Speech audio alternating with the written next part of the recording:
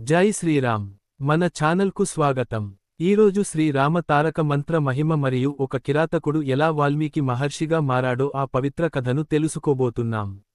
మరి ఈ ఆధ్యాత్మిక ప్రయాణాన్ని ప్రారంభిద్దాం. భక్తితో జపించే వారికి శ్రీరామ తారక మంత్రము అనేక శుభఫలితాలను అందిస్తుంది. శాస్త్రాలు చెబుతున్నాయి శ్రీరాముని నామస్మరణతో మన ఆశించిన కార్యాలు విజయవంతంగా పూర్తవుతాయని. శ్రీరాముడిని స్తుతించే శ్లోకం ఇలా ఉంటుంది. శ్రీ రాఘవం దశరథాత్మజం అప్రమేయం సీతాపతిం రఘుకులాన్వయ రత్నదీపం ఆజానుబాహుం అరవింద దళాయతాక్షం రామం నిశాచర వినాశకరం నమామి. ఈ స్తుతితో శ్రీరాముని ధ్యానం చేస్తే దైవ అనుగ్రహం లభిస్తుంది. ఇప్పుడు వాల్మీకి మహర్షిగా మారిన గొప్ప కథను తెలుసుకుందాం. జన్మతః కిరాతకుడైన ఒక బోయవాడు అడవుల్లో వేటాడుతూ జీవనం సాగించేవాడు.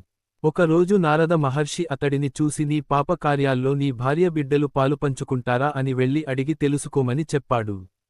బోయవాడు ఇంటికి వెళ్లి అడిగినప్పుడు వారు ఇలా అన్నారు. నీవు మమ్మల్ని పోషించడం నీ కర్తవ్యం. మేము నీ పుణ్యకార్యాల్లో భాగమవుతాం కాని పాపకార్యాల్లో భాగం కాదు. ఈ మాటలు విని బోయవాడికి వైరాగ్యం కలిగింది. అతడు తిరిగి నారదుని వద్దకు వెళ్లి మోక్షానికి మార్గం చూపమని వేడుకున్నాడు. అప్పుడు నారదుడు రామ రామ రామ అనే తారక మంత్రాన్ని ఉపదేశించాడు. బోయవాడు ఆ మంత్రాన్ని నిరంతరం జపించడం ప్రారంభించాడు. పుట్టలు కప్పుకున్న శరీరం కదలనంత కాలం గడిచినా అతడు జపం ఆపలేదు. తరువాత బ్రహ్మ అనుగ్రహంతో వల్మీకం నుండి బయటపడి వాల్మీకి మహర్షిగా అవతరించాడు. రామనామ శక్తితో శ్రీమద్రామాయణాన్ని రచించాడు. శ్రీ సీతారాములు ధర్మస్వరూపులు.